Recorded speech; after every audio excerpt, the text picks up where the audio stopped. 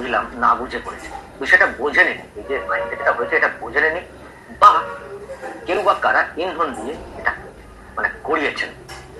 বাংলাতে কেউ বা কারা ইন্ধন দিয়ে এটা করিয়েছেন, বাংলাতে ইন্ধন দিয়ে কেউ না কেউ এটা করিয়েছেন।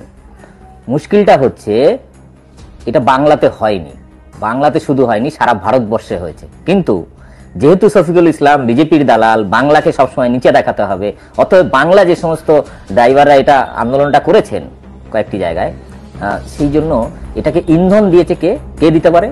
কংগ্রেস বা তৃণমূল।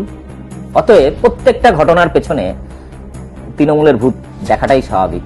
কিন্তু মুশকিল হচ্ছে এখনো পর্যন্ত আপনারা খোঁজ নিয়ে দেখবেন, যত ট্রাক ড্রাইভার মালিক পক্ষ, ওনার্স হোক কিংবা ট্রাক ড্রাইভার অ্যাসোসিয়েশন হোক, অধিকাংশটাই নিয়ন্ত্রিত বিজেপির শ্রমিক সংগঠন বা বিজেপি পার্টি দ্বারা।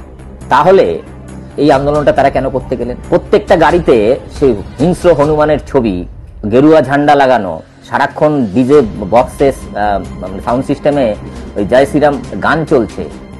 এবং যে আইনটা তিনি পাশ করলেন, সেই আইনটা চালু করার সময় বা আনার সময় কোনো ড্রাইভার অ্যাসোসিয়েশন পক্ষ থেকে কাদের সাথে বসেনি অমিত শাহ, আলোচনাও করেনি।